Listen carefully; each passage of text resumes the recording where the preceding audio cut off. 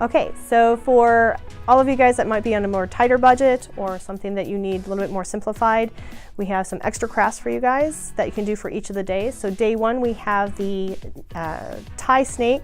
So you can either raid your grandpa's closet, go to Goodwill, go to your dad's closet, find a really awesome tie, and you just simply use your tie. You can use a coat hanger, you just kind of stretch it all out, line it up inside of there so you can kind of form how you like it. And then it's 2 to 3 just like shopping bags, like Walmart or Kroger bags. Stuff it back inside there so you kind of get some form to it. And then use 2 glue dots, and then you press those down. And then of course everybody has Google eyes, so you just kind of press those Google eyes down. And then this is just a simple little like 1 to 2 inches of red ribbon that you just kind of trim the top piece out and glue dot that on, and you've got your own little tie snake there. The next day that we had was Let's Face It game.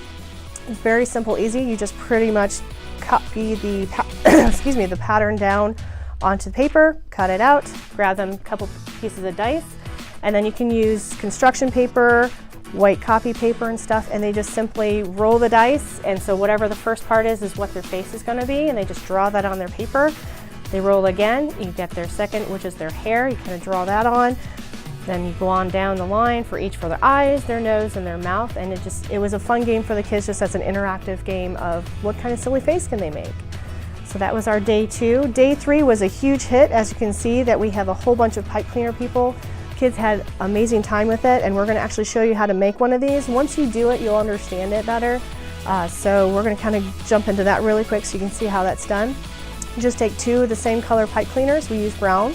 You kind of just line them up, bend it in half, and then you just make sure to pinch the top of it nice and tight, because you're going to be able to get a 16mm bead down the top of it. So once it has that all bent and tight, we'll take the bead, place it right on top. You kind of have to press and twist it down so that way it kind of gets right inside of there. So you have just enough for their hair on the top, and you're just going to bend those top pieces down for the head. Yep, that way he's got hair.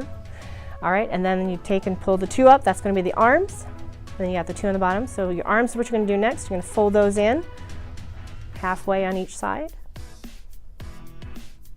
like so. All right, and then you're going to do the straw first. You can do it many different ways. You can do the bead and straw, or just do the straw and then a bead, either or. So you put the straw on, and then you do the bead. And again, just make sure you pinch the edges of it so the bead will slide on nice and easy. Enough, hopefully. All right, like so. And then do another straw. And you've got the arm, the elbow, the hand, and then just kind of bend up the edge that holds the straw in place, but that's also his hand. And you repeat the same thing on the other side. So the straw, and then the elbow bead, and the straw again, and then bend it up so you have his hands. So there's his hands. And then for the body, you can do an option of either 3 beads, or you can do the straw. So we're just going to do the 3 beads in the middle for the body.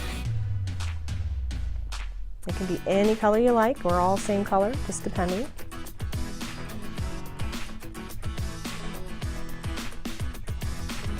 All right. And once you have those 3 beads on, then you're going to separate them out to make the legs. And you're going to use the straw again, and then a bead, and the straw, and then bend it up again. You can kind of wrap it around too, like a little loop on the bottom for his feet. And then you repeat the same thing for the other leg.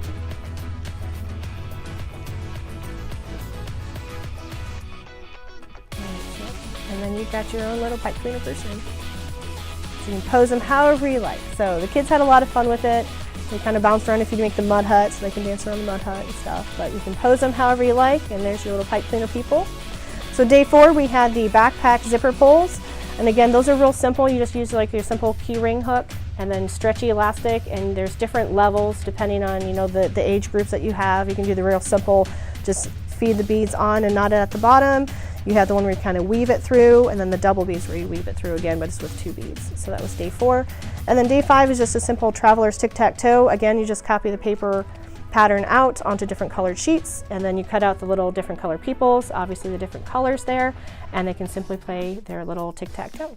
And those are your extra crafts.